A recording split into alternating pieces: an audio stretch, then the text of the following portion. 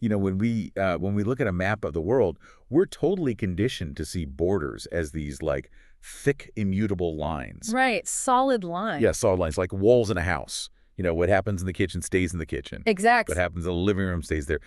But when you really start tracing the lifelines of the modern global economy, those solid walls they completely vanish. You absolutely do. We're actually living inside this giant, chaotic, super sensitive spider web. I mean, you pluck a single, almost invisible string in a negotiation room in Paris or a port in Tehran. And suddenly a budget smartphone in New Delhi just vanishes from the shelves. Exactly. Or like a farmer in Punjab ends up paying way more for fertilizer. It's the ultimate paradox of our era, really. I mean, we categorize the globe into these neat little sovereign states to make international relations feel manageable, but the reality is just absolute fragile interdependence. That's all connected. Right. The walls are a geopolitical fiction. The web is, the only thing that's actually real. And tracing the threads of that web is our exact mission today. We are unpacking a truly massive, incredibly dense stack of research notes from Saurabh Kaushik's UPSC Daily Deep Dive Initiative. Yeah, specifically looking at the landscape for June 15th, 2026. Right. Now, for you listening, especially those of you dissecting these events for civil service prep or, strategic analysis, you might look at today's slate of events and think they're totally siloed. Oh, yeah, on paper, they look completely unrelated. Right. I mean, we've got a French high-speed rail agreement, an Indian cargo vessel sinking off the coast of Oman, a suspension of a dengue vaccine in Brazil, and an explosion in the cost of computer memory chips. Just a random assortment of global news, right? Totally random. But over the next hour or so, we're going to connect every single one of these dots. We're going to start at the absolute peak of international diplomacy and trace those decisions all the way down to the physical vulnerabilities of the supply chains that keep our economies breathing. Which, honestly, is the only way to truly understand global affairs right now. Yeah, I mean, you cannot separate the high-level treaties signed in these European palaces from the structural vulnerabilities of, say, a sailor navigating the Arabian Sea. Or a consumer buying electronics online. Exactly. Every single diplomatic handshake has a physical and often really volatile consequence. So let's start at the top of that diplomatic pyramid. We have the Modi-Macron Nice Summit, which just wrapped up on June 14th. Right. The state is it. Yeah, Prime Minister Modi and French President Macron. And the headline-grabbing number from the notes is this massive new bilateral trade target. They're aiming for $32 billion by 2031. Which is huge. It is. Given that current bilateral trade is sitting at around, $15.82 billion, they are effectively looking to double their entire economic exchange in just 5 years. That is a staggering acceleration for two mature economies. I mean, France is currently India's third largest trading partner in Europe, sure, but the ambition here is to move France from a traditional defense and aerospace supplier into a really comprehensive, integrated economic partner. And why the sudden push? Well, we have to look at the historical foundation of this relationship. France was, the first major Western power to establish a strategic partnership with India way back in 1998.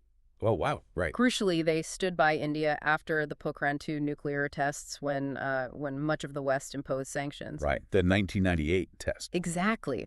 That historical trust is what allows them to set a target of doubling trade in half a decade today. That context is so vital. And we're already seeing that trust manifest in very practical, consumer-facing ways. The notes highlight that UPI India's Unified Payments Interface is being officially launched at the Paris and Nice airports. Yeah, that's a big deal. It's not just a convenience for tourists, right? Yeah. This is India's very first UPI footprint in continental Europe. It feels like a massive soft power victory to have Indian digital infrastructure operating on European soil. Oh, it is a profound proof of concept for India's digital diplomacy. Absolutely. I mean, when an Indian tourist or a diaspora member scans a QR code at Charles de Gaulle Airport, right, and pays in rupees directly from their Indian bank account. Totally bypassing Visa or MasterCard. Bypassing them entirely. It demonstrates the real-world interoperability of Indian financial technology to the European market. It's really the tip of the spear for exporting what India calls digital public infrastructure. But looking past the payment apps and the trade targets, there's a phrase in the notes that feels much heavier, much more structural. You're talking about the dialogue. Yeah, it says France and India have formalized an economic security dialogue. Now, tech de-risking and economic security are basically the buzzwords of the decade. But what does this dialogue actually mean in practice? So to understand the weight of that phrase, we have to trace its modern diplomatic origins back to Japan's Economic Security Promotion Act of 2022. Okay, what did Japan do? Tokyo was the first to really formalize this realization that you simply cannot separate national security from the physical supply chains that feed your domestic economy. You can possess a world-class military, but if a geopolitical rival controls, say, 90% of the rare earth minerals required to build your fighter jets. Or makes the active pharmaceutical ingredients for your antibiotics. Exactly. Your sovereignty is fundamentally compromised. So it's the realization that a trade deficit isn't just an economic problem, it's a loaded weapon in the hands of an adversary. Yes. So India, France, the US, the EU, they're all adopting this Japanese framework. They're forced to. The economic security dialogue between Paris and New Delhi is a structured institutional mechanism to actively map out supply chain vulnerabilities in critical sectors. Like what? Semiconductors, space technology, artificial intelligence, critical minerals. They are jointly trying to solve the defining riddle of the 2020s, which is, how do you maintain the massive financial efficiencies of globalized trade while aggressively building strategic autonomy? So if I'm understanding this correctly, economic security is essentially the geopolitical equivalent of wanting to attend a massive, highly lucrative global potluck dinner, but insisting on bringing your own Tupperware and cooking your own meals just in case the host decides to poison the food. That captures the paranoia and the pragmatism perfectly. Right. Everyone recognizes they need access to the global table to grow, but absolutely no one trusts the kitchen anymore. They want parallel, redundant supply chains with trusted partners. Yet, despite all this talk of trusted partnerships, and the summit did result in 13 major agreements, covering everything from data sharing to the French rail giant Alstom supporting India's high-speed rail projects. Right. The notes explicitly highlight some massive pending items that are still just completely stalled. The two elephants in the room are the Jaipur nuclear power plant and the 114 Rafale MRFA deal. Yeah, those are the big ones. Let's tackle the nuclear issue first. This has been discussed for, over a decade? We're talking about 6 massive EPR reactors in Maharashtra, generating nearly 10,000 megawatts of clean energy. If the trust is so deep, why is this still pending? The gridlock over Jaipur is entirely legal, actually. And it revolves around India's Civil Liability for Nuclear Damage Act of 2010. Okay, the 2010 Act. Yeah. To understand the friction, you have to look at international norms. The standard global framework, like the Vienna Convention, channels liability for a nuclear accident almost exclusively to the operator of the nuclear plant. Okay, because the operator's the one managing the day-to-day risk. Right. But India's 2010 law changed that equation. Dramatically, I assume. Very dramatically. Section 17B of the Indian Act gives the operator the right of recourse to actually sue the suppliers of the equipment if an accident is caused by a manufacturing defect. Oh, wow. So if I sell you a turbine. From the perspective of foreign suppliers, like France's state-owned EDF, this creates an unquantifiable, open-ended financial risk. Supplying a reactor vessel to India means carrying the theoretical liability for a catastrophic event for decades. That is terrifying for a company. Exactly. Because of that, EDF and other global suppliers have been incredibly hesitant to finalize these mega contracts. When you see diplomatic coded language in the summit notes like progress and consultations, it essentially means their lawyers and diplomats are still desperately trying to engineer a workaround. An insurance workaround to shield EDF from that 2010 law. Right, exactly. So Jaipur is paralyzed by legal liability. But what about the skies? We've been hearing about the MRFA, the Medium Role Fighter Aircraft Program, for years. Yes, the 114 multi-role fighters. Right. France's Rafale is widely considered the leading contender, especially since the Indian Air Force already operates a fleet of 36 of them. And France is reportedly offering extensive tech transfers and integration of indigenous weapons, like the BrahMos missile. Is this another liability issue? Or is defense procurement just inherently this glacial? It's the inherent complexity of modern defense procurement. When you are negotiating a multi-billion-dollar acquisition for 114 advanced fighter jets with deep Make-in-India technology transfer requirements, you're not just buying airplanes. What are you buying? You're negotiating the establishment of an entire domestic aerospace manufacturing ecosystem. You have to negotiate intellectual property rights, supply chain integration for thousands of Tier 2 and Tier 3 component manufacturers, and, life cycle maintenance contracts that will last 40 years. Decades of commitment. France wants the deal. India needs the jets to maintain its squadron strength against regional adversaries. But aligning the precise contractual mechanics of a massive tech transfer is just excruciatingly slow. It really paints a picture of diplomacy as a game of millimeters. And, Prime Minister Modi didn't just stop in Nice. The notes track his immediate departure to the G7 summit in Avion-les-Bains, running from June 15th to the 17th. Right, the G7. Now, G7 is the group of 7 advanced industrialized democracies. India is not a member. But this is the second consecutive year India has been invited as a partner country. Which is a clear, undeniable reflection of a shifting multipolar reality. How so? Well, the G7 represents the legacy economic powers of the 20th century, but they recognize that they simply cannot enforce global economic security, regulate artificial intelligence, or manage the climate transition without India at the table. And what's India's play there? India's strategy at these summits is highly consistent. Modi uses the platform to position India as the primary responsible voice of the global South. He advocates for reformed multilateralism, arguing that institutions like the UN Security Council are obsolete if they don't reflect current demographic and economic realities. He also held major bilateral side meetings there, including his first in-person meeting with U.S. President Trump since the new administration took office in 2025. Which is huge for setting the tone. Definitely. So, to summarize our first stop, you have global leaders sitting in beautiful, secure resorts in the French Alps, drafting these visionary treaties about economic security, mapping out the future of AI governance, designing resilient global supply chains. The absolute peak of the strategic mountain looking down. Exactly. But it's one thing to sign treaties on paper in a luxury resort. It is a completely different, vastly more dangerous reality when you look at the physical manifestation of those supply chains. Oh, absolutely. Which brings us out of the Alps and directly into the unforgiving waters of the Arabian Sea.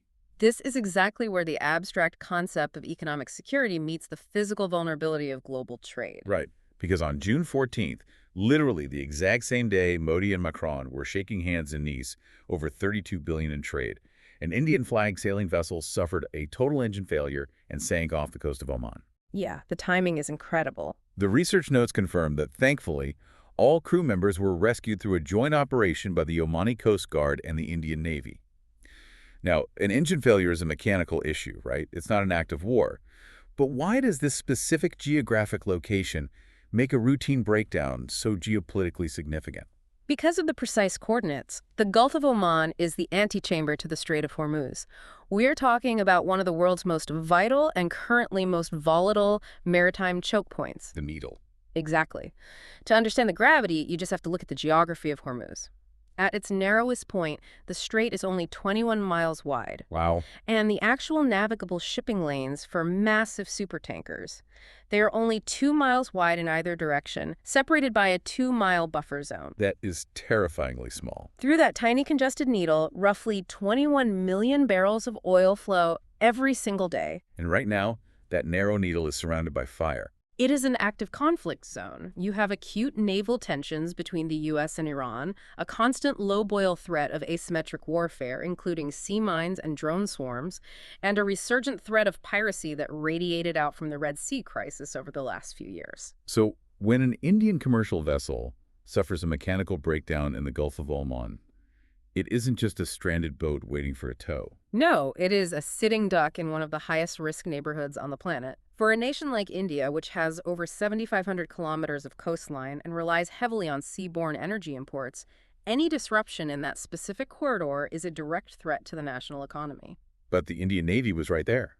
The notes detail that INS Trichand and INS Sumitra were the vessels that responded. Yes. This wasn't a deployment from Mumbai. They were already positioned in the region. The notes attribute this to Operation Urja Suraksha. Can you break down the mechanics of this operation? Why is the military escorting commercial ships? Operation Urja Suraksha, which translates to Energy Security Operation, was launched by the Indian Navy in March 2026 as a direct response to the escalating threats in the region. Okay. The mechanics are straightforward, but, resource intensive. India has permanently deployed frontline warships, maritime patrol aircraft, and specialized commando units to the Arabian Sea and the Gulf of Oman. Their explicit mandate is to escort Indian-flagged tankers and commercial vessels safely through the conflict zones. Because if the oil stops flowing, the Indian economy stops breathing. Precisely. The military is deployed to ensure civilian commerce can function. And what's really fascinating about this specific rescue off Oman is how it validates recent diplomatic groundwork. You mean the Oman SEPA? Yes, the India-Oman Comprehensive Economic Partnership Agreement. It officially came into effect just 2 weeks prior, on June 1st, 2026. 2 weeks. Right. And while SEPAs are primarily trade documents dealing with tariffs and market access, this specific agreement explicitly included protocols for enhanced maritime security and emergency coordination. So we literally saw the ink dry on a trade agreement, and 2 weeks later, the specific emergency protocols in that agreement were executed flawlessly in real time to save Indian lives. It is a textbook example of trade policy directly enhancing operational security.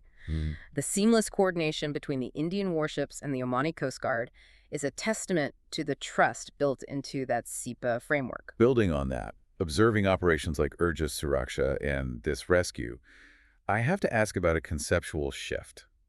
We always hear about India developing a blue water navy, a navy capable of operating across the deep oceans far from its home ports. Right, the traditional definition. Exactly. We usually frame that as military deterrence or power projection against rivals like China. But looking at this, is the blue water navy actually operating more like an ocean-going emergency service and traffic cop for global trade? You're hitting on a profound evolution in naval strategy. The classic definition of a blue water navy is indeed about power projection. But in a hyper-interconnected world, the definition of national security has expanded. Right. If your economy requires uninterrupted imports of oil, fertilizer, and critical minerals, then protecting those sea lanes actually is national security. So they aren't just looking for a fight. No, the Indian Navy isn't just preparing for a hypothetical fleet-on-fleet naval battle. It is actively engaged in constabulary duties, anti-piracy, and emergency response to ensure the global commons remain navigable. They are the emergency services, the traffic cops, and the armed guards of globalization because the baseline assumption of safe, unhindered free trade across the oceans is currently broken. And coordinating those massive naval assets across thousands of miles of ocean requires an incredibly robust, secure digital backbone. The physical security of trade routes is now entirely reliant on technological integration, Very true. which provides a perfect bridge to our third area of focus, India's massive push to write the global rules for that digital future at VivaTech. Yeah, we are moving from the physical infrastructure of the oceans to the digital infrastructure that governs the 21st century. The scene is the Paris Expo, June 17th to 18th, 2026. Prime Minister Modi is addressing VivaTech, which is Europe's premier technology and startup festival. And this isn't just a brief appearance. No, not at all. The UPSC notes highlight that India is the official AI country partner for the event.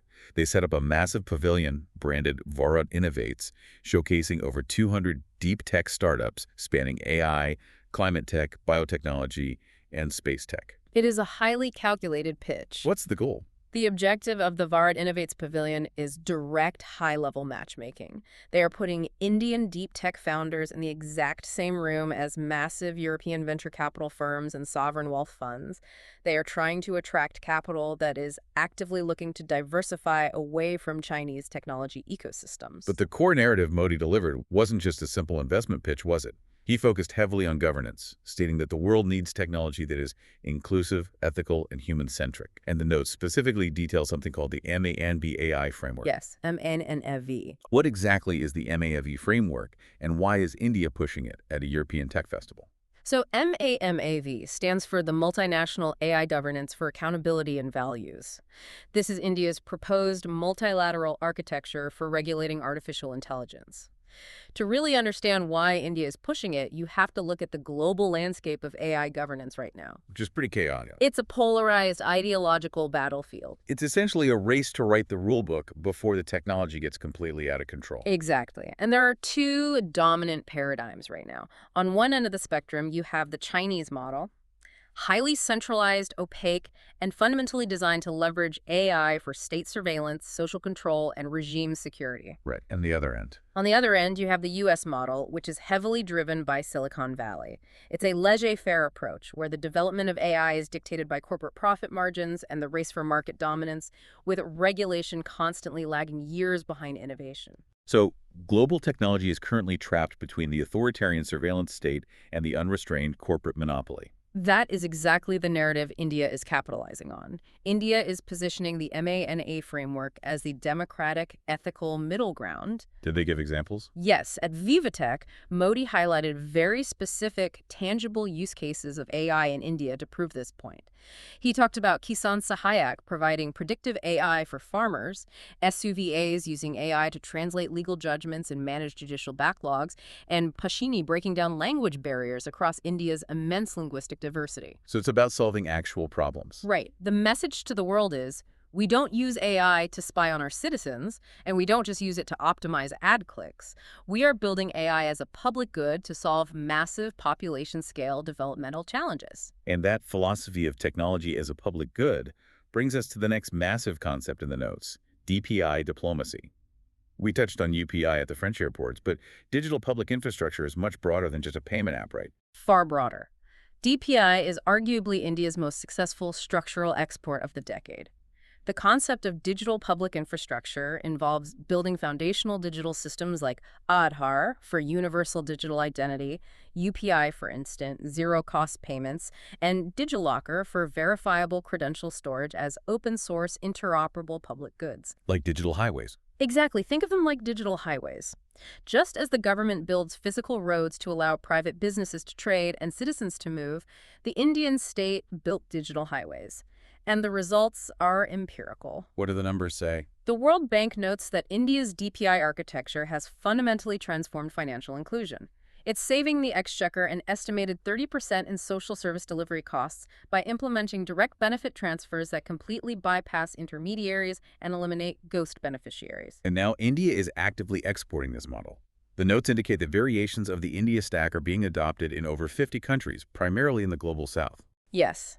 India is utilizing DPI as a cornerstone of its foreign policy. They are telling developing nations in Africa and Southeast Asia, you do not need to sign predatory data contracts with Western big tech monopolies, and you do not need to install opaque hardware from Chinese state-backed telecom giants. We'll give you the blueprints. Exactly. We will give you the open-source blueprints for a secure, democratic digital economy. It is a massive projection of soft power. Okay, I have to play devil's advocate here, because the context of where this pitch is being made is crucial. This is VivaTech in Europe, and the notes explicitly mention the European AI Act, which was passed in 2024. This is the world's first comprehensive, legally binding AI regulation. It is the most stringent tech legislation on the planet. Exactly. I like to think of the EU AI Act like a draconian city-building code. Yeah. If you're just painting your living room, say, using a low-risk AI spam filter, you don't need a permit. But if you want to rewire the entire electrical grid of the city, deploying high-risk AI in healthcare or law enforcement, you need massive, expensive government inspections and certifications before you can even begin. That is an excellent metaphor. The EU approach is structurally regulation first, and it's categorized rigorously by risk tiers. So here's my challenge. It is fantastic PR for India to export DPI and preach ethical AI in Paris. But aren't we walking a highly dangerous regulatory tightrope here? How so? If India aligns its domestic policies too closely with Europe's heavy, compliance-heavy building codes just to win diplomatic points, don't we risk completely strangling the very 200 deep tech startups we brought to the pavilion? Can you be a nimble, aggressive innovation hub if you voluntarily adopt the strictest, most expensive compliance rules in the world? That is the central, agonizing tension of India's technology policy right now, and you are entirely correct to be concerned. It seems risky. It is. Europe has a long, documented history of regulating technology far better than it actually invents it. If India adopts the EU's compliance burdens domestically, a massive multinational tech giant can easily afford the lawyers and auditors required to navigate it. Right. The big guys are fine. But a brilliant five-person AI startup in Bengaluru would be crushed by the regulatory overhead before they even launched a product. However, the diplomatic reality and the reason India has to be negotiating the MENFV framework at VivaTech is something called the Brussels effect. The idea that EU regulations eventually become global standards because everyone wants access to the European market. Exactly. If Indian deep tech startups want to scale globally and sell their software to European hospitals or banks, they have to comply with the EU AI Act anyway. By aggressively inserting the MENFV framework into the conversation now, India isn't necessarily adopting European rules. India is trying to influence those rules. Ah, shaping the battlefield. They are fighting for a seat at the table to ensure the global standards aren't drafted in a way that creates insurmountable monopolistic barriers to entry for emerging Indian companies. It's an incredibly delicate balancing act between fostering domestic innovation and ensuring global market access. And speaking of global market access, India's historical identity as a critical global exporter, specifically its long-standing role as the pharmacy of the world, is currently facing a severe, high-stakes stress test over in South America. This is a critical pivot. We are moving from the export of digital code to the export of biological public health. And the immense burden of global trust that comes with it. Yes. The notes direct us to Topic 4, dengue vaccine concerns. On June 9, 2026, the Brazilian health regulator, Anvisa, abruptly suspended the nationwide rollout of a new single-dose dengue vaccine known as butantan-DV. Right. This suspension was triggered by 2 tragic deaths that occurred during the Phase 4 public rollout. Now, Brazil is half a world away. How does a vaccine suspension in South America directly impact the Indian pharmaceutical industry? The connection lies in the underlying molecular biology of the vaccines. Brazil's butantan-DV and India's highly anticipated pending vaccine, DengiAll, which is developed by Panacea Biotech, are essentially biological siblings. Siblings. Yes, they both utilize the exact same origin material, a live attenuated dengue virus strain that was originally licensed from the U.S. National Institutes of Health, the NIH. Furthermore, they are both tetravalent vaccines, meaning they are engineered to induce an immune response against all 4 circulating serotypes of the dengue virus. DENV1, 2, 3, and 4. Let's establish the sheer scale of the stakes for India before we get into the biology. The UPSC notes point out that India's officially reported dengue burden is around 300,000 cases annually, but the real estimated epidemiological number of infections is staggering, between 15 to 20 million people infected every single year. It is an ongoing, debilitating public health crisis. India is what epidemiologists call hyperendemic for dengue. All 4 serotypes circulate continuously and simultaneously across the subcontinent, and the terrifying reality of dengue is that there is no targeted antiviral treatment. You just have to write it out. Pretty much. If you are infected, the medical system can only provide supportive care, managing your hydration, treating the high fever, and monitoring the severe joint and muscle pain. In severe cases, it progresses to dengue hemorrhagic fever, which can be fatal. Which is why this vaccine is so important. This is why a safe, single-dose tetravalent vaccine is universally considered the holy grail of tropical medicine. It would alleviate unimaginable suffering and remove a massive financial burden from the healthcare system. So Brazil gets one approved. The butantan-DV goes through trials. The notes say it showed 91.6% efficacy in Phase 3 trials involving 16,000 volunteers. A miraculous success on paper. That sounds incredible. They initiate the rollout to the general public. Yeah. And then the tragedy occurs. 2 people die? What went wrong? To understand the risk, we have to look closely at the specific mechanics of a live attenuated vaccine.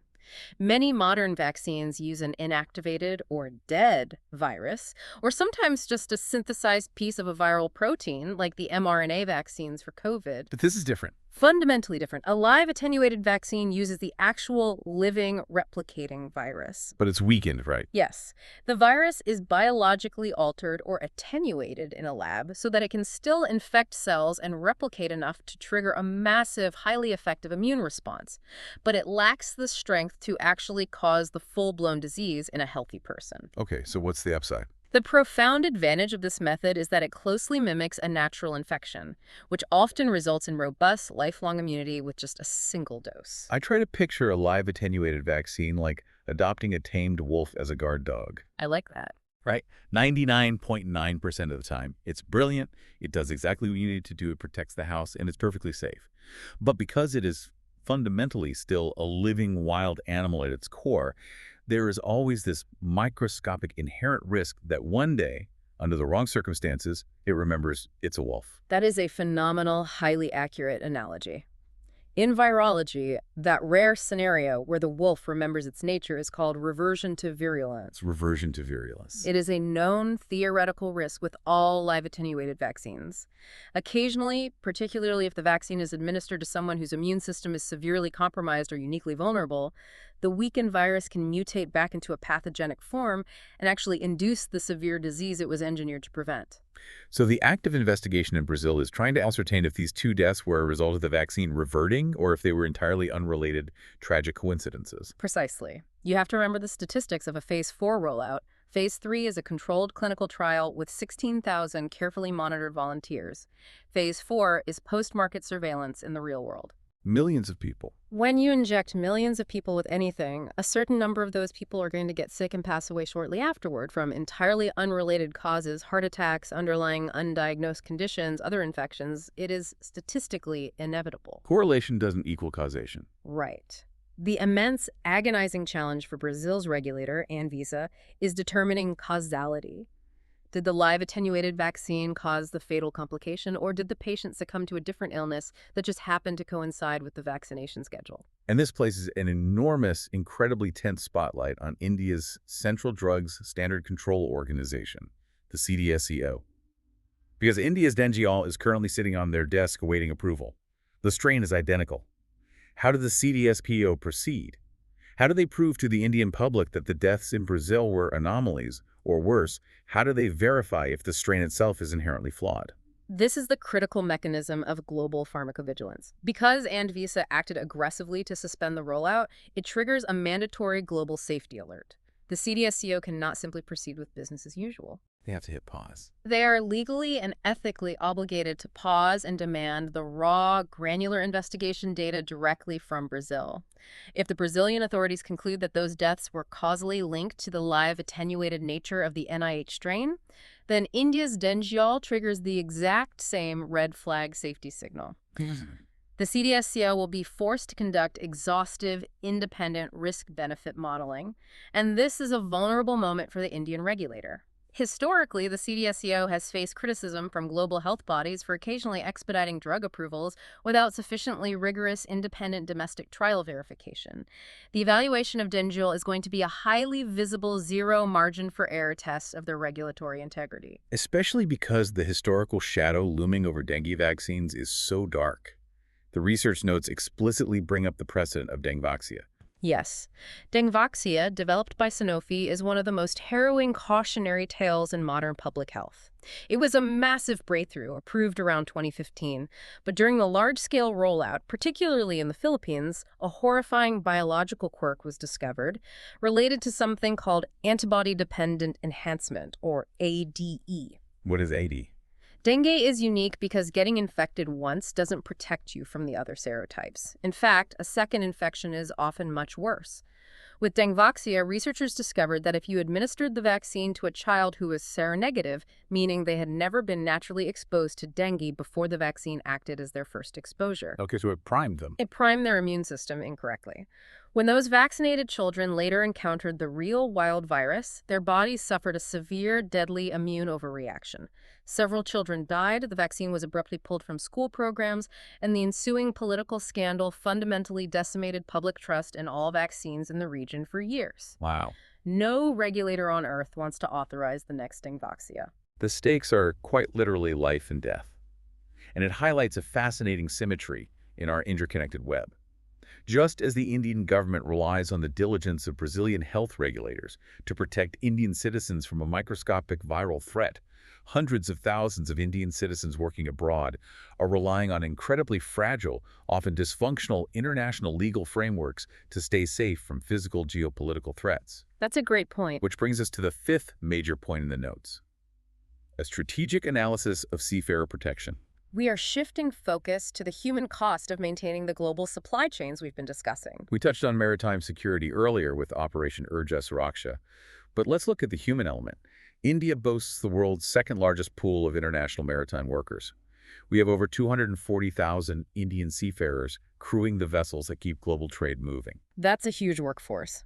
And a massive, highly concentrated chunk of that workforce, estimated between 35 to 40%, is employed specifically on oil and chemical tankers operating in the Gulf.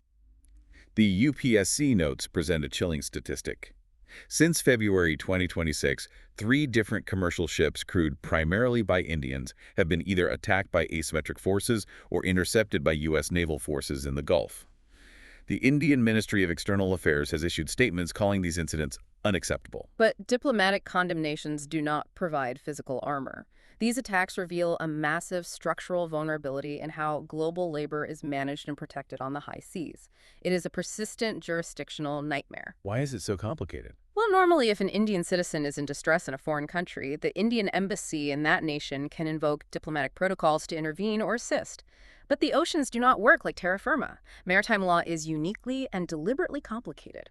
The core of this complication seems to be a system highlighted in the notes called flags of convenience, or FOC. This sounds like an absolute legal black hole. How does the system actually function mechanically? Let's trace the exact mechanics using a hypothetical yet incredibly common scenario based on the notes. Imagine an Indian national from Kerala who signs a contract to work as an engineer on a massive oil tanker. Okay, an Indian engineer. The corporation that actually owns that tanker, reaps the profits, and directs its movements is headquartered in Saudi Arabia. However, the ship itself is legally registered in Panama. Panama is what is known as a flag of convenience state. When the ship sails, it flies the Panamanian flag. Why would a Saudi billionaire register his ship in Central America instead of in Riyadh? For the exact same reason corporations use offshore tax havens, regulatory arbitrage. Registering a vessel in Panama, Liberia, or the Marshall Islands guarantees significantly lower taxation, drastically cheaper registration fees, and most importantly, vastly less stringent labor regulations and environmental compliance standards. So it's all about saving money. Exactly. These nations operate massive, open ship registries specifically to attract global tonnage. Under the United Nations Convention on the Law of the Sea, UNCLOS, a ship possesses the nationality of the flag it flies. Okay, so the trap is set. You have an Indian citizen employed by a Saudi conglomerate working on a ship that is legally considered a floating piece of Panamanian territory sailing through contested international waters near the Strait of Hormuz. Suddenly, a crisis occurs. Right. The ship is intercepted by a foreign navy or attacked by drones. Who is legally obligated to save that Indian worker? That is exactly where the system completely breaks down. Under international law, the primary legal jurisdiction and responsibility for the vessel and its crew falls entirely to the flag state, Panama. But Panama has no navy. Exactly. Panama has virtually no naval capacity to project power into the Middle East. The shipowner state, Saudi Arabia, has diplomatic leverage, but the ship doesn't fly their flag. And India, as the state of nationality for the crew, obviously has a profound moral and constitutional duty to its citizens. So what can India do? Legally, very little. The Indian Navy cannot simply dispatch commandos to board a Panamanian-flagged vessel in international waters without explicit formal permission or a distress request from Panama, even if the entire crew is Indian. The legal protection is so fragmented, so deeply outsourced, that rapid unilateral state intervention becomes diplomatically perilous. So issuing statements calling the attacks unacceptable is basically all they can legally do in the immediate aftermath. What are the actual actionable solutions proposed in the notes? Because we clearly can't just leave 250,000 citizens exposed in a war zone. The notes outline several strategic workarounds. The first is an aggressive expansion of Operation Urja Suraksha. That's the naval escort op we talked about. Right. Currently, the Indian Navy's mandate is primarily to escort vessels flying the Indian flag. The proposal is to expand the military rules of engagement to provide protective escorts to non-Indian flag ships, provided they carry a majority Indian crew or are carrying cargo explicitly destined for Indian ports. That makes sense. It stretches the traditional boundaries of international maritime law, but it provides a physical shield. There is another intriguing diplomatic tool mentioned, demanding civilian vessel exemption notifications, or CVNs, from U.S. CENTCOM. How does that work? U.S. CENTCOM is the unified military command responsible for American operations in the Middle East. Often, commercial ships are caught in the crossfire or intercepted during unannounced coalition security operations. They just sail right into it. Right. If India can leverage its strategic partnership with the U.S. to secure a protocol where CNINCOM issues advance classified notifications CVENs to the Indian Directorate General of Shipping prior to conducting naval interdictions in specific grid sectors. Then India could warn the ships. Exactly. India could quietly order companies employing Indian crews to reroute their vessels out of the danger zone in advance. It's essentially establishing a diplomatic early warning system to avoid sailing blindly into a crossfire. The notes also offer a rather stark critique by comparing India's institutional response to that of the Philippines. Yes, and it's a vital comparison. The Philippines is the only nation on Earth that exports more maritime labor than India. Wow, I didn't know that. And because their economy is so heavily reliant on remittances from overseas workers, they have built incredibly robust institutionalized safety nets. Their Department of Foreign Affairs and their specialized overseas employment agencies maintain dedicated, fully staffed 247 crisis cells specifically for maritime workers. So they have a system ready to go. The moment a ship with Filipino crew members is hijacked or attacked, an immediate multi-agency government protocol is triggered. The notes highlight that India, despite its massive diaspora and 240,000 seafarers, still lacks an equivalent, centralized, rapid response mechanism specifically tailored for maritime extractions. I understand the need for better crisis cells, but I have to push back on the fundamental premise here. We pride ourselves on executing these massive cinematic rescue operations. We saw Operation Ganga pulling students out of Ukraine. We saw Operation Dost responding to the earthquakes in Turkey. Right, those were massive ops. But shouldn't our diplomatic energy be spent fixing this absurd flag of convenience loophole at the UN level, perhaps through the International Maritime Organization? Relying on deployed warships or begging for an early warning heads-up from the U.S. military feels like we are desperately treating the symptom while entirely ignoring the structural disease. You are identifying the core systemic hypocrisy of global trade. Yes, India has ratified the Maritime Labor Convention of 2006, which guarantees basic living and wage standards for seafarers. But that convention is utterly toothless when a ship sails into an active war zone. But here's the brutal reality regarding UN-level reform. Changing or abolishing the flag of convenience system is a nearly impossible task because the entire architecture of cheap global shipping relies upon it. Right. Because if every ship owner in the world was forced to register their vessels in the U.S., the EU, or India and comply with those strict labor laws, minimum wages, and environmental standards, the cost of ocean freight would absolutely skyrocket. Exactly. And everything we buy, from gasoline to groceries, would cost significantly more. Precisely. The global economy is addicted to the cheap freight enabled by the FOC system. Therefore, while pushing for structural UN reform is the morally correct long-term goal, in the immediate term, India is not a guarantor state for international shipping law. They can't fix it alone. They lack the legal jurisdiction to fundamentally alter the system. That is why the true, immediate answer to protecting these workers doesn't lie in maritime law. It relies entirely on high-stakes geopolitics specifically, de-escalating the conflict in the Middle East, which we will analyze in our final topic. It's a sobering realization that the system is broken by design to keep costs down. And you mentioned that flags of convenience allow massive corporations to legally obscure the true origin and ownership of their operations to skirt regulations and maximize profit. Yes, that's the core of it. That exact mechanism, hiding the true origin of a transaction from the end user to generate a profit margin, perfectly mirrors a rapidly growing phenomenon that is hitting Indian consumers directly in their wallets. Let's move to the sixth topic in our deep dive: the structural risks of dropshipping. We transition from the massive illusion of maritime jurisdiction to the localized illusion of e-commerce retail. The scale of this issue is fascinating. The UPSC notes project that India's total e-commerce market is on track to hit an astonishing 8.6 lakh crore rupees by the end of 2026. And riding right alongside that massive wave of digital consumerism are an estimated 3 to 4 lakh active drop-shipping businesses operating within India. It's a massive sub-economy. Before we talk about the risks, we need to clearly define the mechanics. What exactly is a dropshipping model, and how does it differ from traditional retail? Traditional retail, even traditional e-commerce, involves taking on inventory risk. You buy 1,000 t-shirts, you store them in a warehouse, and you hope you can sell them. Dropshipping is a retail fulfillment model where the entity selling you the product never actually sees, touches, manufactures, or holds any inventory whatsoever. None at all. They don't have a back room full of boxes. None. The business model is purely digital arbitrage. Let's walk through the user journey.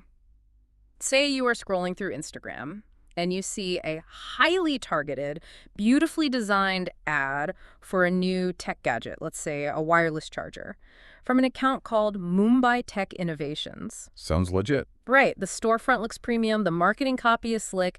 You click the link, go to their Shopify site, and purchase the charger for 1,500 rupees. The person running Mumbai Tech Innovations does not own that charger. So what happens when I hit buy? The moment your payment clears, their automated software instantly forwards your order details, your shipping address, and your money to a massive third-party wholesale supplier, almost exclusively located in manufacturing hubs in China, using aggregator platforms like AliExpress. So the supplier in China is the one actually fulfilling the order. Yes. The Chinese supplier picks the item off their massive warehouse shelf, packages it, and ships it via cheap international freight directly to your doorstep in Mumbai. And the person running the Instagram account just pockets the difference. Exactly. The wholesale cost of the charger from the Chinese supplier might only be 400 rupees, including the slow shipping. The dropshipper keeps the 1,100 rupee profit margin simply for running the targeted ad and hosting the website. That's brilliant, honestly. They take zero capital risk. If the gadget doesn't sell, they lose nothing because they never purchased the inventory to begin with. The notes highlight that domestic platforms in India, like Meesho and Shop 101, have built massive ecosystems enabling variations of this zero inventory model for thousands of individual sellers. So boiling it down, drop shipping is essentially a digital shell game. The consumer is under the illusion that they're buying from a curated local boutique storefront, but that storefront is just a 20-year-old in his bedroom running Facebook ads and forwarding emails to a mega factory in Shenzhen. That is the precise reality of the architecture, and the severe consumer risks outlined in the UPSC notes stem entirely from this fundamental disconnect between the seller and the physical product. The quality must be terrible. First and foremost, you have incredible quality mismatches. The dropshipper relies entirely on highly polished, often digitally rendered marketing photos provided by the supplier, or sometimes stolen directly from legitimate premium brands. Because they've never seen the product. Because the seller never physically inspects the goods, what actually arrives in the mail is frequently a cheap, vastly inferior, or entirely non-functional knockoff. The notes specifically call out the rampant sale of counterfeit Nike sneakers and imitation Apple accessories through these channels. It is a massive vector for intellectual property violations. The second major pain point is the delivery timeline. The slick Instagram ad might claim ships in 5-7 days to create urgency. But because the item is actually moving via the cheapest possible maritime or air freight from overseas, the reality is often a 20 to 40-day wait. Which is ages in e-commerce time. And the consumer has zero visibility into that opaque international supply chain. The ultimate frustration must be the return process. If the item finally arrives after a month and it's a broken counterfeit and I want my 1,500 rupees back, what happens? The dropshipping model completely disintegrates when it comes to reverse logistics. Most of these businesses are run by solo operators with absolutely zero customer service infrastructure. Even if they somehow agree to authorize a return, you, the consumer, are often legally responsible for shipping the defective item back to the original point of origin, the massive warehouse in China. Which would cost 3 times the price of the actual product. Exactly. The economics of returning the item are entirely unviable, so the consumer just absorbs the financial loss and the dropshipper keeps the profit. This sounds like the Wild West. How is this legally permitted? The notes specifically reference the Consumer Protection Act of 2019. Does that offer any shield? On paper, the Consumer Protection Act of 2019 was a monumental modernization of Indian commercial law. It explicitly introduced the concept of product liability for the e-commerce era. It dictates that not only the manufacturer, but also the seller, can be held legally liable if a defective product causes harm or fails to meet described standards. So that's good. It also places heavy transparency obligations on the major e-commerce aggregator platforms to proactively monitor and penalize unfair trade practices on their networks. But if the law is strong, the issue must be enforcement. Always. The bottleneck is the enforcement mechanism. The law heavily relies on individual consumers taking the initiative to file formal, documented complaints with the Central Consumer Protection Authority. which no one Let's does. be realistic. If you get scammed out of 800 rupees for a fake pair of sunglasses, are you going to invest the time, energy, and legal effort to file a formal government complaint against a faceless Instagram account that might delete itself tomorrow? No chance. The vast majority of people don't, which allows the systemic fraud to continue unchecked. The notes also mention specific compliance failures regarding country of origin labeling and the new data privacy laws. Yes. Government e-commerce rules explicitly mandate that all digital storefronts prominently display the country of origin where the product is manufactured. Dropshippers routinely obscure, ignore, or outright lie about this metric because acknowledging the product ships from overseas ruins the illusion of the local boutique. Of course. Furthermore, regarding data privacy, these small operators are systematically collecting your home address, your personal phone number, your email, and your payment details. Under India's newly enacted Digital Personal Data Protection Act of 2023, anyone collecting data has strict legally binding obligations regarding how that data is stored, encrypted, and utilized. But they don't care. Again, we are talking about individuals running automated software from a laptop. They are largely unaware of or deliberately flouting these massive regulatory frameworks. It's a regulatory blind spot where millions of microtransactions add up to massive consumer exploitation. And what's inescapable is that behind almost every single drop-shipped product, the cheap plastic gadgets, the imitation fast fashion, is the unparalleled scale of China's manufacturing base. It's unavoidable. But as we pivot to the seventh topic in the notes, we see a fascinating strategic evolution. China isn't just content with exporting cheap physical goods anymore. They are aggressively moving to export pure cultural influence and global brand prestige. This is a masterclass in the intersection of domestic societal pressure, sports diplomacy, and international soft power. The notes present a brilliant juxtaposition of two massive events occurring simultaneously in June 2026. First, we look at the domestic reality in China with the Gaokao. This is their national college entrance examination, held annually on June 7th and 8th. The sheer statistical scale of this event is terrifying. It really is. The notes report a record 13.42 million students sat for the exam this year. It is frequently and accurately referred to as the single most difficult and consequential academic examination on the planet. It is a grueling two-day crucible. Students are exhaustively tested on advanced Chinese language, complex mathematics, a foreign language, and then intense electives from either a comprehensive science track or a humanities track. And the stakes for those 13.4 million teenagers are absolute. They are existential. The numerical score a student achieves on the Gaokao strictly dictates which university they are permitted to attend. Accessing the elite, top-tier institutions, the Project 985 universities like Tsinghua or Peking University, essentially guarantees your future career trajectory, your earning potential, and your social status for life. So if you don't score well, Failing to score well restricts you to lower-tier provincial schools, severely limiting your upward mobility. The pressure is unimaginable. Entire family ecosystems, particularly those restricted by the rural hukou registration system, who see education as their only path to the prosperous coastal cities, spend a decade planning and saving around this single two-day exam. a whole decade for 2 days. The societal mobilization is total. The notes mention that on Gaokao days, municipal governments divert traffic away from exam centers, all nearby construction is legally halted, and strict quiet zones are enforced across entire megacities. It is the defining, uncompromising meritocratic exercise of Chinese society. The UPSC notes draw a direct, incredibly relevant parallel here for our listeners to India's own entrance exams, specifically the NEET for medical colleges and the JE for engineering.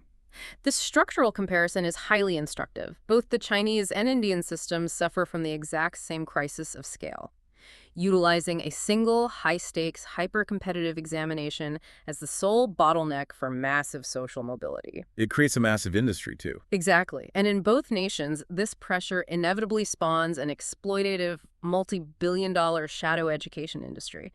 In India, you have the massive coaching factories in Kota. In China, you have the infamous cram schools like Mao Tongchang, where students study 16 hours a day in military-like conditions. And reforming it must be impossible. The Chinese government has been debating Gaokao reform for over a decade, trying to introduce holistic assessments that measure critical thinking rather than just rote memorization.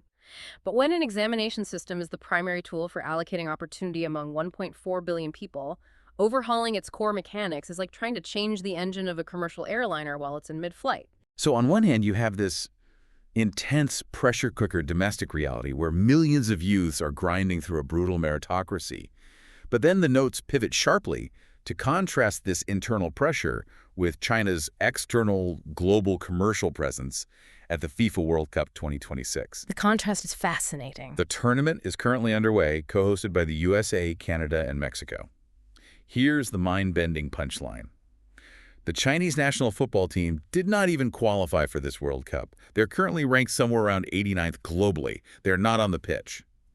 Yet Chinese conglomerates are the dominant, overwhelming financial sponsors of the entire global tournament. It is one of the most sophisticated, aggressive executions of modern sports diplomacy we have ever seen. Let's run down the list of these sponsors because these are massive global plays. You have the Wanda Group, a massive real estate and entertainment conglomerate, sitting as a top-tier global FIFA partner right alongside legacy Western institutions like Coca-Cola and Visa. You have Menu, a massive dairy company.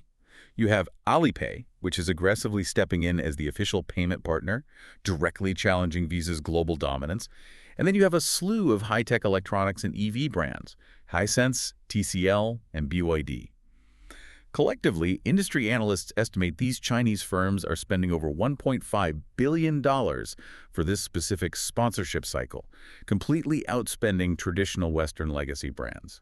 To understand the strategy here, we need to draw a sharp analytical distinction between the concept of sport washing and the strategy of brand building. What's the practical difference? Sport washing is a defensive strategy. It occurs when a sovereign state with a documented, highly criticized human rights record outright purchases sports teams or hosts mega events directly to launder its international reputation. Like buying an English football club. Exactly. Think of certain Gulf states hosting major golf tournaments or purchasing English Premier League clubs. In sport washing, the state is the visible, undeniable actor trying to buy goodwill. China's strategy with FIFA is entirely different. It is an offensive strategy of aggressive global brand building. How does that work? They are deliberately attempting to normalize and integrate Chinese corporate brands into the daily lives of consumers in markets where they traditionally face suspicion or aren't yet dominant, particularly North America and Latin America. But here is the critical strategic question. We know that massive conglomerates in China, whether state-owned or ostensibly private, operate with deep structural and financial ties to the Chinese Communist Party. Unquestionably. If the government is heavily backing these firms financially to secure these sponsorships, is this commercial advertising actually just an extension of state foreign policy, cleverly dressed up in a football jersey? You've identified the core of the strategy. Yes, it is state power projected through a commercial proxy. The Chinese government is acutely aware that traditional overt state propaganda is immediately rejected or viewed with deep suspicion in the West. Right. Therefore, the state does not allow itself to be seen as the promoter. Instead, they utilize these massive commercial entities as their soft power brand ambassadors. When a football fan in Mexico City or Los Angeles is watching a match and sees a glowing Sense logo framing a goal replay, they don't consciously think about the geopolitical ambitions of the Chinese government. They just think it's a TV brand. They simply register it as a premium television brand on par with Sony or Samsung. But the net long-term result is the normalization, integration, and acceptance of Chinese economic power into everyday global culture. It is a highly effective form of market power projection that brilliantly avoids leaving obvious government fingerprints. It's working incredibly well. Reports indicate that Western legacy brands, like Budweiser, are actually losing premium perimeter advertising slots to Chinese brands simply because they cannot compete with the state-backed financial firepower these conglomerates bring to the table. It is a changing of the guard in global commercial influence. Now, connecting those massive Chinese electronics brands sponsoring the World Cup like Hisense and TCL to our next topic. Behind the shiny OLED screens of those televisions and deep inside the smartphones we use to stream the matches, there is a hidden structural crisis in the exact microscopic components required to build them. Yes, the chips. And this supply chain crisis is currently hitting the wallets of Indian consumers incredibly hard. Let's delve into topic 8, memflation. Memflation, a portmanteau combining memory and inflation. It is undeniably the most impactful yet hidden technology crisis of 2026. The UPSC notes deliver a stark metric. Global prices for DRAM and NAND flash memory chips have surged by an astonishing 25 to 40% since late 2025. Before we dissect the economic fallout, we need to ground the technology for our listeners. What exactly are DRAM and NAND, and why is every single device on Earth dependent on them? They are the foundational building blocks of modern computing. DRAM stands for Dynamic Random Access Memory. It is the volatile, high-speed working memory of a device. Volatile meaning what? Meaning, when you are multitasking on your laptop or you have 15 tabs open on your smartphone browser and the phone doesn't freeze, that is DRAM actively holding that data for immediate use. The moment you power off the device, DRAM clears. Okay, got it. And NAND. NAND flash, on the other hand, is your non-volatile permanent storage. It's the digital filing cabinet where your photos, your operating system, and your downloaded apps permanently live even when the battery dies. Every single piece of consumer electronics, from a cheap smartwatch to a $1 million enterprise server, requires massive amounts of both DRAM and NAND to function. And the market capable of actually manufacturing these critical components is shockingly small, isn't it? It is one of the most extreme consolidated oligopolies in the global economy. Just 3 companies, Samsung and SK Hynix in South Korea and Micron in the United States, control the vast, overwhelming majority of global DRAM production. Just 3. Yes. Samsung alone controls roughly 43% of the global market share. This massive consolidation means that a strategic supply decision or a production hiccup by even one of these 3 firms ripples violently and immediately through the entire global electronics supply chain. So if prices are spiking by 40%, what caused the shock? Did a massive semiconductor factory burn down? Did a supply chain collapse? No, the physical infrastructure is fine. The price spike is actually a story of extreme technological crowding out, and the culprit driving it is the insatiable boom in artificial intelligence. Wait, the development of AI is making my basic smartphone more expensive. How does that mechanism work? It's a direct causal link. To train and run massive, complex, large language models, AI companies like NVIDIA and OpenAI require enormous, hyper-specialized data centers. Those data centers are powered by tens of thousands of advanced GPUs, and those specific GPUs cannot function using standard memory. They require a highly advanced, incredibly difficult to manufacture type of memory called HBM, or high bandwidth memory. High bandwidth memory. HBM is essentially multiple layers of DRAM chips physically stacked on top of each other in 3D to allow massive amounts of data to flow instantly. Okay, so the AI companies need HBM. Why does that affect regular memory? Because the demand for HBM from the AI sector is so explosive, and the profit margins Samsung and SK Hynix can command for it are so astronomically high that these manufacturers have made a ruthless economic calculation. They pivoted. They have actively diverted a massive percentage of their existing factory floor space, silicon wafers, and engineering resources away from manufacturing regular, cheap consumer DRAM and pushed all of that capacity into manufacturing HBM for the AI data centers. I see. So memflation is basically like the VIP high rollers at a nightclub. The AI tech giants walking in and ordering every single bottle of premium champagne in the building. The club owners are so busy catering to the VIPs that the bar completely stops stocking and selling affordable beer to the rest of the regular patrons. That is exactly what is happening on a macroeconomic scale. The global supply of regular consumer memory has plummeted as production shifts to AI, pushing the price of consumer chips through the roof. And the semiconductor industry cannot simply flip a switch to solve it. Why not just build another factory? Building a new state-of-the-art semiconductor fabrication plant, a fab, requires procuring highly specialized ASML lithography machines, takes 3 to 5 years to construct, and costs upwards of $20 to $30 billion. The industry is physically trapped in this supply bottleneck, which analysts project will persist for at least another 18 to 24 months. Let's look at the devastating immediate impact this has on India. The notes highlight that the budget smartphone segment, specifically phones priced under 10,000 rupees, has virtually vanished from the Indian market. Consequently, the average selling price of a smartphone in India jumped over 10% year-on-year, hitting $302 in the first quarter of 2026. This is the critical juncture where a global tech trend mutates into a severe domestic economic crisis. The fundamental vulnerability is that India imports 100% of its commercial memory chips. 100%. Yes. Despite the massive government push for semiconductor manufacturing, we currently do not possess high-volume fabrication capabilities for raw memory. Even the highly publicized, much celebrated new facilities like the Tata PSMC Dollar Fab or Micron's assembly and testing unit in Gujarat are crucial first steps, but they do not yet produce the raw DRAM silicon wafers required to offset this shortage. So we are completely, utterly at the mercy of global pricing dictated by Samsung and SK Hynix. Entirely. India imports roughly $70 to $75 billion worth of electronics annually. Memory chips account for roughly 12 to 15% of that massive bill. A sustained 30 to 40% spike in memory prices adds an estimated 35,000 crore rupees to India's national import bill. And the cascading societal effect is brutal. If the entry-level sub-10,000 rupee smartphone ceases to exist, what happens to the millions of citizens in Tier 3 cities and rural areas who rely on that specific price point to access the digital economy? It actively widens the digital divide. The entry-level consumer base, rural farmers, students, the elderly are suddenly priced out of upgrading or accessing new devices. This structural exclusion acts as a direct brake on the momentum of the Digital India initiatives. It threatens the whole system. It threatens the expansion of the Jan Dhan financial inclusion goals. The entire architecture of DPI diplomacy we praised earlier.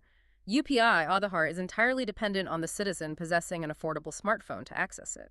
And the economic pain doesn't stop at the tech sector. The notes explain a broader macroeconomic ripple. Consumer electronics constitute about 3.4% of India's overall consumer price index, the CPI basket. This means a global tech shortage is acting as an actual, measurable driver of national headline inflation. Yes, and inflation is rarely a single variable equation. When you layer the inflationary pressure of memflation on top of fluctuating global fuel prices and volatile food inflation driven by erratic monsoon patterns, you create a complex, multi-causal economic squeeze on the middle class. Which serves as the perfect high-stakes transition to the climax of today's deep dive. The Indian economy is currently facing a massive squeeze from imported tech inflation, supply chain vulnerabilities, and energy demands. And the single largest relief valve, capable of releasing all of that macroeconomic pressure, is currently sitting on a diplomatic negotiating table in the Middle East. The biggest wildcard of all. The events of the next 60 days are arguably the most critical period of 2026 for the global economy. Let's examine the final topic, the U.S.-Iran Memorandum of Understanding. This is the geopolitical fault line that dictates the price of everything we've discussed today. The UPSC notes detail that on June 14, 2026, a major diplomatic breakthrough was announced. An OU brokered by mediators in Pakistan and Oman between the United States and Iran. The formal signing is scheduled for tomorrow, June 19th. Let's break down the mechanics of Phase 1 of this MOU, because the immediate implications for global commerce are staggering. Phase 1 is a desperately needed, highly pragmatic mechanism for immediate de-escalation. The core components are a rigid 60-day ceasefire. Crucially for global trade, the U.S. has agreed to lift its naval blockade of Iranian ports, and in return, the Strait of Hormuz will be fully reopened to unhindered commercial shipping. Huge. Furthermore, the U.S. will temporarily suspend secondary sanctions on Iranian oil exports and authorize the release of roughly $5 to $7 billion in frozen Iranian state assets currently held in third-country banks in South Korea and Iraq. The urgency of this was highlighted by U.S. President Trump, who announced the lifting of the naval blockade with a characteristic post on Truth Social, declaring, "Ships of the world, start your engines." It is certainly a theatrical way to signal the resumption of global energy commerce, but the relief in the energy markets is palpable. However, the notes draw intense focus to a massive, glaring omission in Phase 1 of this agreement. The ultimate root cause of the conflict, the nuclear question, has been entirely deferred. Iran did not agree to halt enrichment or dismantle its nuclear program. They merely reaffirmed their baseline commitment to the Non-Proliferation Treaty, the NPT. Why was the most critical issue kicked down the road? Because tackling the nuclear issue head-on involves fundamentally incompatible existential red lines for both nations. To understand the gridlock, you have to look at the legal text of the NPT. Okay, what does it say? Under Article 4 of the Non-Proliferation Treaty, Iran claims it possesses an inalienable sovereign right to enrich uranium for peaceful civilian nuclear energy purposes. For Iran's supreme leader and the hardline factions in Tehran, unilaterally surrendering that sovereign right up front is viewed as political suicide and unconditional surrender to Western imperialism. But the U.S. maximalist position, particularly under the current administration, demands the complete and verifiable dismantlement of all enrichment infrastructure as a non-negotiable precondition for permanent sanctions relief. That is the immovable object meeting the unstoppable force. If negotiators had insisted on resolving the nuclear question on day one, the entire ceasefire would have collapsed. So they utilized a classic diplomatic maneuver. They deferred it. They established the 60-day window specifically to initiate intense technical negotiations. Their ultimate goal is to engineer a JCPOA plus framework. The JCPOA being the original 2015 Iran nuclear deal that the U.S. withdrew from in 2018. Correct. They are trying to build a new architecture that imposes strict, verifiable limits on Iran's enrichment levels without demanding absolute zero enrichment, while simultaneously attempting to bring Iran's advanced ballistic missile program into the regulatory fold. But while the diplomats talk in secure rooms for 60 days, the physical reality on the ground is terrifying. The notes cite an acute verification crisis. The International Atomic Energy Agency, the IAEA, hasn't been permitted to physically inspect a major Iranian nuclear facility since February 2026. They're flying blind. And intelligence estimates indicate Iran is currently sitting on a stockpile of over 440 kilograms of uranium, enriched to 60% purity. That purity level is the critical metric. Uranium enriched to 60% has absolutely no civilian application. It is a hair's breadth away from 90% weapons-grade fissile material. So they're basically there. If Iran makes the political decision to sprint for a bomb, that current stockpile, once further enriched, is sufficient to produce 5 to 6 nuclear warheads within a breakout time of just a few weeks. The geopolitical stakes of this 60-day window cannot be overstated. What's the regional fallout? If this negotiation fails to produce a highly intrusive, verifiable IAEA inspection regime, Saudi Arabia has explicitly and publicly warned they will instantly pursue their own indigenous nuclear weapons program to counter Iran. We are staring down the barrel of a rapid, uncontrollable nuclear proliferation cascade across the entire Middle East. Let's bring this massive geopolitical standoff back home and look at India's immediate economic stakes in this MOU holding together. If the Strait of Hormuz genuinely reopens and Iranian crude re-enters the market, the UPSC notes estimate global oil prices could plummet from the current war premium high of $115 a barrel down to a stabilized $80 or $85. The macroeconomic relief for India would be profound and immediate. India imports over 85% of its crude oil requirements. Every single $10 drop in the price of Brent crude translates to roughly $12 to $14 billion in direct savings on India's annual import bill. That is game-changing. A sustained drop of $30 a barrel would undoubtedly be the single most impactful, positive economic event for the Indian economy in all of 2026. It would rapidly shrink the current account deficit, massively ease the demand for U.S. dollars, and allow the heavily battered Indian rupee to recover significant value. The notes also point out the knock-on effects. Fertilizer prices would ease significantly just in time for the critical Kharif farming season, because Gulf supply chains would normalize. Right. And from a strategic standpoint, India's massive infrastructure investment in the Chabahar port in Iran could finally become fully operational, unburdened by the constant threat of U.S. secondary sanctions, finally unlocking a direct trade corridor to Central Asia and Afghanistan that bypasses Pakistan. It would be a monumental strategic and economic windfall for New Delhi. Okay, I understand the immense upside, but I have to probe the structural risk of this diplomatic strategy. By deliberately kicking the nuclear can 60 days down the road with this deferred framework, aren't the negotiators just setting a geopolitical time bomb? What happens to the Indian economy on day 61 if Iran categorically refuses to dismantle its advanced centrifuges, the diplomatic talks collapse, and the U.S. instantly reinstates the naval blockade of Hormuz? You've just articulated the nightmare scenario that is keeping central bankers and military planners awake globally. If the JCPOA plus negotiations fail on day 61, the hostilities do not just resume, they escalate. Israel, which is notably not a party to this MOU and fiercely, existentially opposes Iran retaining any uranium enrichment capability whatsoever, could view the diplomatic collapse as the final trigger for unilateral military strikes against Iranian nuclear facilities. And if they strike? If the Strait of Hormuz closes again under those conditions, the brief economic relief India felt will evaporate overnight. We discussed the agonizing inflation caused by memflation earlier. Imagine layering the cost of $120 or $130 oil on top of that. This 60-day window is not a resolution. It is a precarious stay of execution. It is the most delicate, high-consequence balancing act in global diplomacy today. It truly is a geopolitical high-wire act without a safety net.